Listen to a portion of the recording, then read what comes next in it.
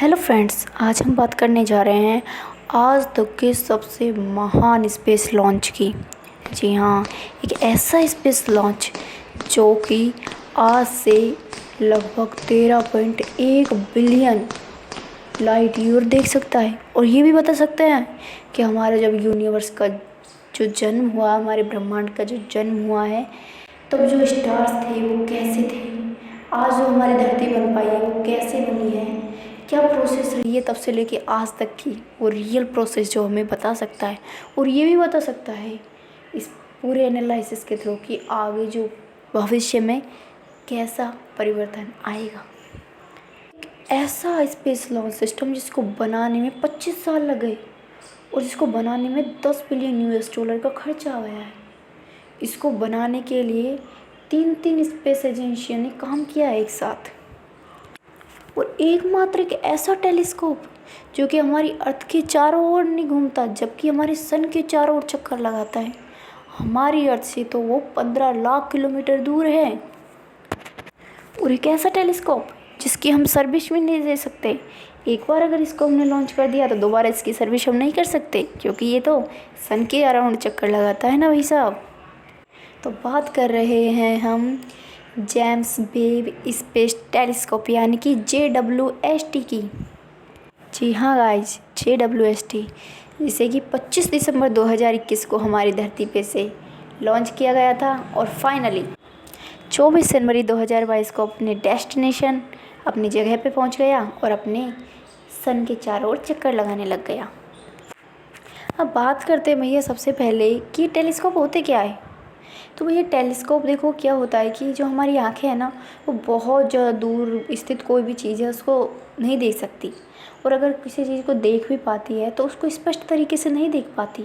तो हमें एक ऐसी मशीन की ज़रूरत होती है जो कि ये सब कुछ संभव कर सके, दूर की चीज़ों को स्पष्ट देख सके।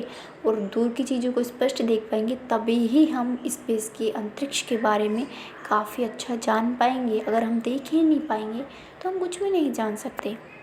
तो इन सभी समस्याओं का जो समाधान है वो है टेलीस्कोप, जिसके माध्यम से हम दूर स्थित किसी भी चीज़ को देख सकते हैं।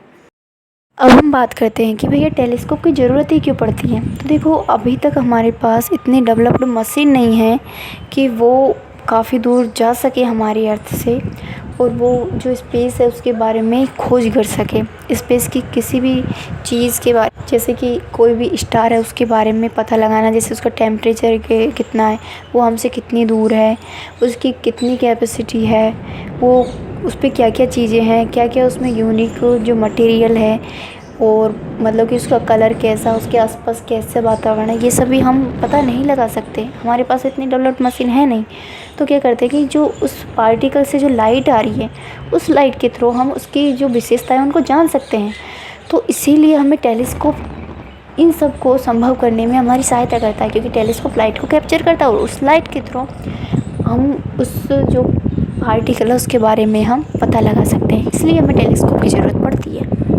तो अब हम बात करते हैं कि जो हमारा JWST है, हमारा जो जेम्स वेब स्पेस टेलीस्कोप है, इसकी क्या क्या विशेषता है। तो जो जेम्स वेब स्पेस टेलीस्कोप है वो अब तक का एकमात्र ऐसा टेलीस्कोप है जो कि सन के अराउंड सूरज के चारों ओर चक्कर लगाता है। वो हमसे इतनी दूर है। वो जो इसकी जो फोकल लेंथ है वो है 131.4 मीटर है।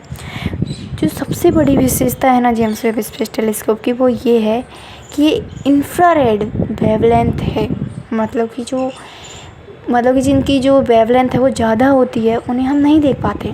पर जो जेम्स वेब स्पेस टेलीस्कोप है इसको इस प्रकार से डिज़ाइन किया गया है कि इंफ्रारेड को देख पा सके। एक्चुअली क्या होता है कि जो ना दूर स्थित जो कोई भी स्पेस का जो स्टार है या कुछ भी है, उससे जो लाइट आती है ना हमारे पास, तो वो काफ़ी सारे जो और भी स्टार्स हैं उनसे टकरा के हमारे पास तक पहुंच पाती है। तो क्या है ना कि वो जो रियल होती है ना, उसकी जो रियल लाइट निकलती है वो टकराती गर्म हो जाती है काफ़ी ज़्यादा और वो इंफ्रारेड में बदल जाती है। और जो हमारी आंखें हैं वो इंफ्रारेड को नहीं देख पाती हैं। लेकिन जेम्स वेब स्पेस टेलीस्कोप को जो डिज़ाइन किया गया ना, इस प्रकार किया गया है कि इन इंफ्रारेड को वो देख पाता है और इसके थ्रू हम जो स्टार से वो लाइट आ रही है हम उस स्टार के बारे में पता लगा पाते। नहीं तो हमारी आंखें तो पता लगा ही नहीं पाती। तो इसकी ये विशेषता है कि इंफ्रारेड जो वेवलेंथ आ रही है उनको ये अच्छे से कैप्चर कर पाता है और उसके थ्रू उस स्टार का बारे में पता लगाने में हमें मदद करता है। अगली बात बताएं तो भाई साहब, जो जेम्स वेब स्पेस टेलीस्कोप है उसका जो वजन है वो लगभग 6500 किलोग्राम है।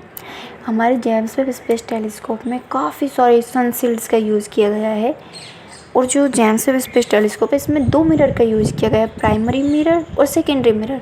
एक्चुअली जो पूरा का पूरा रोल है ना इस जेम्स वेब स्पेस टेलीस्कोप में, मतलब कि हमें जो ये खोज वोज करवाएगा वो सब रोल ना वैसे मिरर का ही है। मिरर ही जो लाइट आ रही है उसको कैप्चर कर पाएंगे। वैसे इस पर काफ़ी सारे और भी इंस्ट्रूमेंट लगाए गए हैं। तो जो जेम्स वेब स्पेस टेलीस्कोप है वो काफ़ी ज़्यादा एडवांस टेलीस्कोप आज तक का। और वैसे बात करें तो जो जेम्स वेब स्पेस टेलीस्कोप है ना ये बहुत कम टेम्परेचर पे, लगभग -230 डिग्री सेल्सियस पे ये ना काम कर पाता है। तो भैया इतने कम टेम्परेचर पे ये क्यों काम करता है बताइए आपको। क्या है ना कि भैया जो हमने बताया कि इतनी दूर से जो लाइट आ रही है, इंफ्रारेड लाइट आ रही है, वो क्या करेगी, बहुत ज़्यादा गर्म हो जाएगी। वो टकराती आएगी तो बहुत ज़्यादा गर्म है। अब जो वही हमारे JWST पे आएगी यहाँ पे काफ़ी ज़्यादा गर्म है, तो ये हमारे जेम्स वेब स्पेस टेलीस्कोप को ब्लाइंड कर देगी। वो देख ही नहीं पाएगा। कैसे ब्लाइंड कर देगी, जैसे कि भैया हम किसी दूर स्थित रात में किसी दूर स्थित कोई घर को देख रहे हैं, वो उस पर लाइट चल रही है और हम उसको देख पा रहे हैं नॉर्मली, और सामने से मान लो कोई हमारी आंखों में टॉर्च डाल दे तो हम उस चीज़ को नहीं देख पाएंगे ना, हमारे मतलब उस घर को नहीं देख पाएंगे। ऐसा ही होता है जेम्स वेब स्पेस टेलीस्कोप के साथ। मतलब जेम्स वेब स्पेस टेलीस्कोप किसी स्टार को देख रहा है पर जो लाइट आ रही है वो गर्म है, इतनी गर्म है कि वो उसको अंधा कर देता है, उसको ब्लाइंड कर देता है। तो इसलिए क्या है कि इसको बहुत कम टेम्परेचर पे ऑपरेट किया गया है, जो कि -230 डिग्री सेल्सियस और बहुत कम टेम्परेचर है। तो इन कैसे कम टेम्परेचर रह पाता है ये कम टेम्परेचर रह पाता है, इसमें बड़ी बड़ी सनशील्ड्स का यूज़ किया गया है जो कि टेम्परेचर को कम बनाए रखने में मदद करती है। अब हम बात करते हैं, क्वेश्चन आता है दिमाग में कि भैया क्या जो जेम्स वेब स्पेस टेलीस्कोप है इससे पहले क्या कोई टेलीस्कोप नहीं था क्या, इतना अच्छा टेलीस्कोप नहीं था क्या। देखो इतना अच्छा टेलीस्कोप तो नहीं था पर फिर भी काफ़ी अच्छा टेलीस्कोप था। आपने नाम सुना होगा हबल टेलीस्कोप। जी हाँ, हबल टेलीस्कोप था जिसने 2022 तक लगभग 25 साल तक काफ़ी ज़्यादा स्पेस के बारे में हमें इन्फॉर्मेशन दी है। अगर बात करें कि भैया कि जो आकाशगंगाएँ होती है, जो गैलेक्सीज होती है वो कैसे बनती है, वो कैसे इनमें फिर कैसे परिवर्तन आते हैं, कि किसी दूसरी आकाशगंगा के साथ कैसे मिलती है, कैसे मर्जिंग होती है इन दोनों की, कैसे इवॉल्व होती है, ये सभी जो जानकारी है। और कि भैया हमारे जो सौरमंडल से बाहर भी ग्रह है हमारी अर्थ जैसे हैं, हमारे सौरमंडल की तरह ही एक स्टार होता है, उसके चारों ओर काफ़ी सारे प्लैनेट्स होते हैं जिनको एक्सो प्लैनेट कहते हैं। तो जो हबल टेलीस्कोप है इसने हमें एक्सो प्लैनेट्स के बारे में बताया, गैलेक्सीज़ के बारे में बताया, और इसने हमें पता नहीं बहुत सारी जो आज तक हम मतलब जितनी भी हम स्पेस के बारे में इंफॉर्मेशन जानते हैं उनमें काफ़ी ज़्यादा रोल है वो हबल टेलीस्कोप का रहा है, हम ये कह सकते हैं। तो फिर क्यों हमने जेम्स वेब स्पेस टेलीस्कोप को यूज़ किया। हमारे लिए तो हबल टेलीस्कोप ही अच्छा था भैया, उसने इतनी सारी इन्फॉर्मेशन दे दी है। और फिर बाद में एक विशेषता ये भी है हबल टेलीस्कोप की कि जो हमारी अर्थ है इससे ये 570 किलोमीटर दूरी है।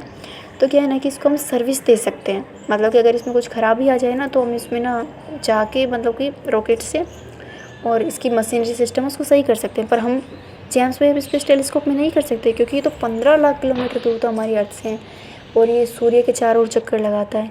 तो मतलब एक बार इसको लॉन्च कर दिया तो हम इसमें कुछ भी नहीं कर सकते, पर हबल टेलीस्कोप में तो हम कर सकते हैं। क्या है कि जो हबल टेलीस्कोप है ना, ये जो हमारी जो धरती है माता है और जो चाँद है उसकी जो ना छाया है ना उससे हर 90 मिनट में ना इफ़ेक्ट होता है, इसको प्रभावित होता है।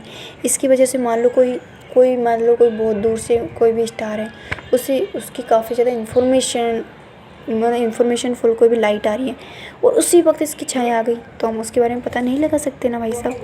तो इस समस्या से बचने के लिए हमें जेम्स वेब स्पेस टेलीस्कोप को लॉन्च करना पड़ा, ऑपरेट करना पड़ा, इसीलिए हमें JWST की ज़रूरत पड़ी। अब ज़रा कुछ एक रोचक बातें बीच में डाल देते हैं। तो क्या है कि भैया जेम्स वेब स्पेस टेलीस्कोप है ना, इसका पहले नाम था NGST, मतलब कि न्यू जनरेशन स्पेस टेलीस्कोप था। पर इसको JWST में कन्वर्ट कर दिया। क्या है ना कि 1992 से 2002 तक तो इसका NGST नाम था, पर 2002 में इसका नाम बदल के JWST कर दिया। क्यों किया है JWST इसका नाम? तो क्या है ना कि जो हम सब जानते हैं कि नासा ने जो अपना चाँद पे पहला जो ना अंतरिक्ष में वो भेजा था, चाँद पे पहली बार वही पहुँचे थे। तो जो वो मिशन था वो था अपोलो 11।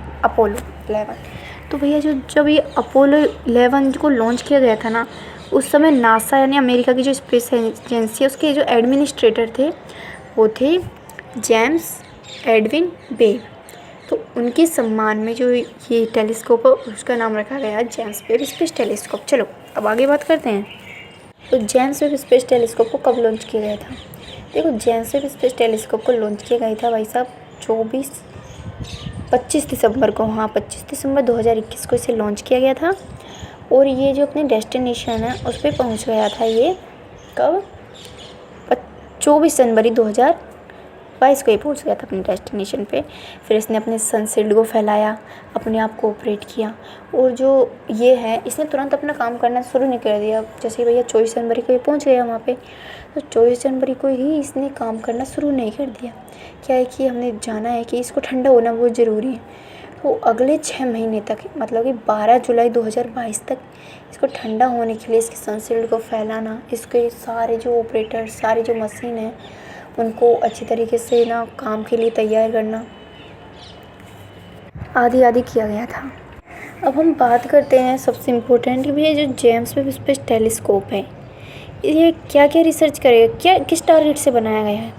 तो देखो, एक तो ना ये क्या है कि जब हमारे ब्रह्मांड का जन्म हुआ था तो उस वक्त की क्या सिचुएशन थी, कैसे स्टार्स बने थे, उन सभी के बारे में इंफॉर्मेशन दे सकता है। तो एक तो कि भैया हमारे जो बिग बैंग है, मतलब जो हमारे यूनिवर्स का जन्म है वो कैसे हुआ एक्चुअली।